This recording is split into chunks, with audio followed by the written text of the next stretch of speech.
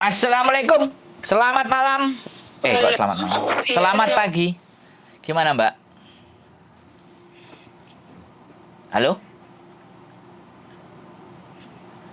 Halo, Mbak? Halo? Halo? Halo. Biar, Mbak. Biar, boleh, boleh. Gini, sekarang kan saya sekarang juga berada di Hong Kong kan. Yap. Terus adik saya juga bekerja di sini. Yes. Lah, semenjak bulan 11 lah, dia itu ngomongnya kayak orang nggak waras gitu loh. Oke. Maaf lah, kayak Oke, ngelantur gitu. sebentar, Mbak. Iya. Handsfree-nya Iya. jangan terlalu dekat di mulut ya. Agak dijauhin dikit karena suaranya ngeses. Oh. Gimana? Biar Oke, jelas, oke. aku dapat infonya jelas. Gimana terus lanjut? Iya. Terus? Iya, adik saya itu, dia itu bekerja di sini kan, kemarin itu baru tanda tangan kontrak. Lah saya ketemu itu, pokoknya perubahannya drastis itu semenjak bulan 11, bulan 12, dia itu ngomongnya udah kayak orang gangguan mental gitu loh. Terus? Iya, terus kan kalau dia telepon sama ibu saya juga membuat ibu saya khawatir, keluarga di rumah juga khawatir gitu loh. Dan kemarin saya ketemu sama dia juga ngomongnya udah nggak karuan, udah nggak kayak orang normal gitu. Dan saya bujuk dia untuk pulang, dia nggak mau gitu loh. Saya takutnya dia tuh sampai melakukan hal-hal yang, ya mudah-mudahan janganlah kayak menyakiti diri sendiri apa gimana gitu. Soalnya ibu saya itu udah khawatir banget, udah ditanyakan ke orang pinter dan sebagainya gitu loh. Kenapa sih dia jadi kayak gitu-gitu? Oke. Ya, Jadi terus solusinya gimana ya? Oke. Karena yang merasakan dia dan dia tidak juga curhat atau dia tidak mencari tempat untuk dia diperiksakan, atau mungkin tidak ada laporan dari majikan kalau dia ini aneh dan semuanya, maka yang bisa kita lakukan, saya nggak bisa ngelakuin apa-apa, Mbak. Tapi gimana? Gini loh, dia itu pernah cerita, dia itu majikannya itu satu idiot, yang satu itu udah nenek-nenek gitu loh. Jadi mungkin karena itu, jadi nggak ada laporan dari majikan, atau saya juga nggak begitu tahu gitu loh. Kok ya aku juga heran gitu loh. Soalnya ya nggak ada, dia juga kayaknya masih tetap bekerja di situ gitu. Jadi aku ngerti, Mbak, sampean adalah bagian orang yang menyayangi dan memperhatikan sama dia.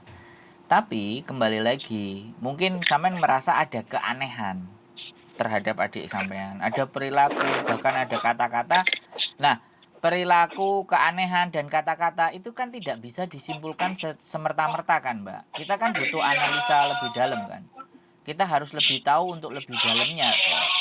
Nah, kira-kira kalau adik sampean itu mau dibawa ke konsultan atau psikolog atau tes, kira-kira mau nggak gitu loh? Bisa nggak sampean membawanya? Karena sekali lagi, kalau sang korban sendiri itu nggak cerita, maka di sini kelemahan kita. Karena bukan yang menderita yang ngomong gitu loh. Atau paling tidak ada laporan dari kiri kanan yang memang tinggal sama dia. Halo? Iya, halo ya, saya dengar. Jadi sekali lagi, kalau memang ternyata menurut sampean bahaya, ya kembali lagi ditanyain, Dek, kamu nggak apa-apa tadi, kamu baik-baik saja tadi, ya sampean kayak gitu, bentuk perhatiannya, nggak apa-apa Mbak, nggak apa-apa Kak, aku aman, aku baik-baik saja. Kalau dia jawabnya kayak gitu ya nggak apa-apa, karena memang kembali lagi ya, masalah psikologis itu ada tesnya, Mbak. Psikologis itu dikatakan tiba-tiba dia berubah karakter itu bukan berarti langsung kita bilang dia itu gila, dia itu gak waras, kan nggak bisa begitu.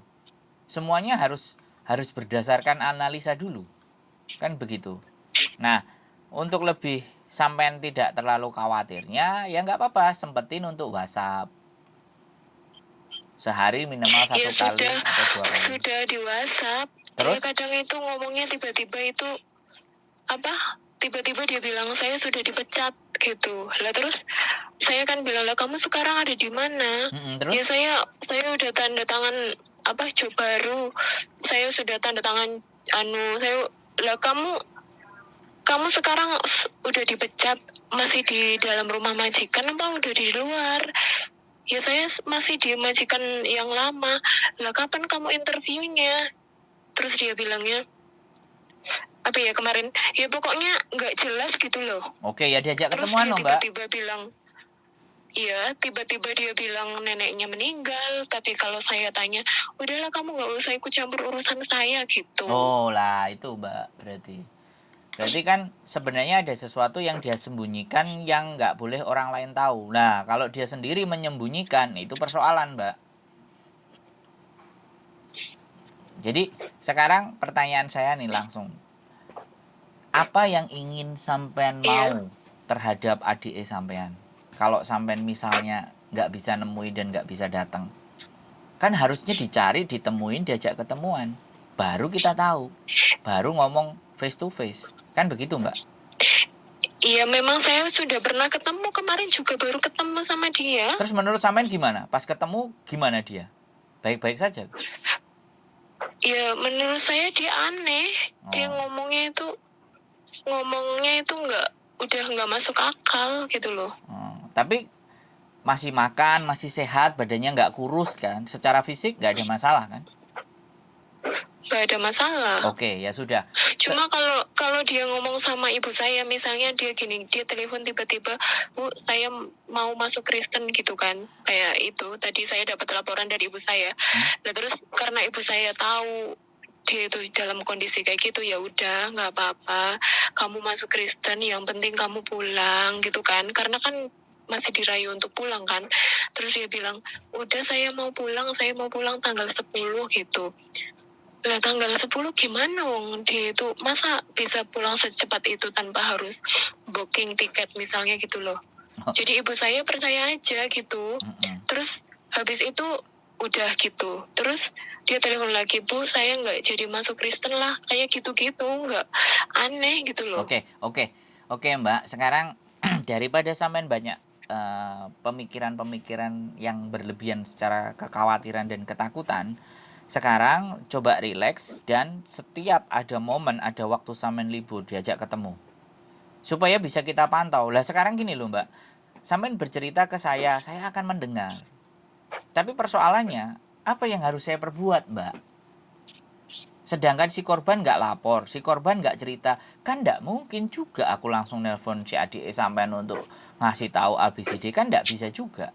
Yang paling mungkin adalah ketika sampean libur yang ngajak ketemuan terus ditemenin, kan sudah selesai itu.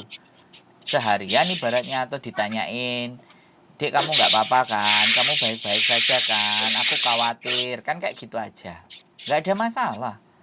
Jangan-jangan karena namanya miskomunikasi antara dia dengan ibu sampean. Ibu sampean disampaikan ke sampean. Kemudian dia juga ngomong sama sampean. Ini kan 3 arah yang berbeda. Dan ini akan menimbulkan penafsiran-penafsiran yang membuat justru kekhawatiran itu jauh lebih dalam. Malah akhirnya nanti sing duwe masalah sampean bukan adik sampean, kan kayak gitu. Maksud saya, ya sudah kita rileks ya kan. Sambil kita WhatsApp dia terus, pantau terus. Kalau ada libur waktu ya diajak ketemuan, makan atau apa. Barangkali kan kita nggak tahu dia punya unek-unek apa yang nggak ingin disampaikan. Mungkin dia ada keberatan-keberatan apa. Ya tinggal bijaksananya kita saja sih Mbak menurut saya. Itu sih kalau saran saya. Karena sekali lagi ketika kita dilaporin dan itu bukan korbannya, maka di situ kelemahan kita sangat tidak bisa berbuat apapun gitu. Yang hanya kita bisa sarankan ya sudah berdoa dan sering dikasih perhatian aja. Kira-kira bagaimana nih menurut sampean? Saya paham. Jadi iya saya paham. Sampean juga justru orang yang di luar jangan Saya ngerti hubungan keluarga. Cuman kadang-kadang kita juga harus menyadari diri kita sendiri. Oh iya ya, aku udah kelewat batas khawatirnya. Oke lah, aku tenang, aku juga punya pekerjaan. Oke lah. Tapi kalau sehari aku coba WhatsApp dia, "Dek, sampean nggak apa-apa? Sudah makan apa belum apa semuanya?" Ya sudah. Karena dengan hal seperti itu kan membuat komunikasi sampean kan lancar dengan saudara gitu loh, ibaratnya sekandung ibaratnya. Menurut saya. Karena kalau saya teleponan dengan adik saya, pastinya 1 jam lebih, Mbak. Karena ada yang selalu dibahas. Kalau sampean kan aku nggak mungkin membandingkan juga kan nggak. Tapi setidaknya ketika sampean ngabari, "Dek, kalau ada apa-apa telepon Mbak ya." Kan gitu aja udah dia akan tenang gitu loh. "Iya iya Mbak," gitu loh. Justru kalau kita Pak, maaf ya, aku dipanggil majikan. oh ya wis, oke, Besok nggak lagi apa-apa. kalau itu ya. Nah, Iya. nanti kontak lagi kapan-kapan. Yang penting nggak usah khawatir ya Mbak. Oke ya. Nanti kontak-kontak lagi Iya, boleh. iya, iya. Siap, siap, siap. Yuk, Iya, oke. iya. Iya, makasih. Oh iya, yuk, Iya. bye-bye. Oke. Buat teman-teman semuanya, sekali lagi ya, kita tahu, kita paham hubungan saudara, hubungan darah, kedekatan, tetapi kembali lagi ya, hidup sudah masing-masing. Kalau kita tidak mendapatkan bukti bahwa ada sesuatu yang ganjil, tapi itu hanya berdasarkan perasaan, ya repot toh, Rek. Ya mbak-mbak semuanya, repot kalau semuanya ukurannya perasaan, karena perasaan itu gak kena diukur. Yang bisa diukur itu meteran, panjang, pendek, gede, besar, tinggi, itu ada ukurannya. Tapi kalau perasaan itu tidak ada ukurannya. Jadi tolong perasaannya itu jangan digunakan untuk berdalih A, B, C, D, E, F, G. Boleh digunakannya perasaan, feeling, intuisi, itu boleh. Tapi ada kadar batasnya. Logika pun juga ada kadar batasnya. Kebanyakan logika gak tanpa perasaan itu tega. Banyakan perasaannya nggak ada logika, itu baper namanya. Makanya pesan saya buat teman-teman, jangan terlalu dibawa. Cukup diimbangi. Kalau tadi masalahnya kayak mbaknya ya di WhatsApp, "Dek, sampean nggak apa-apa kan?" Ya sudah, kalau ada apa-apa hubungi kakak ya. Kalau ada apa-apa hubungi mbak ya.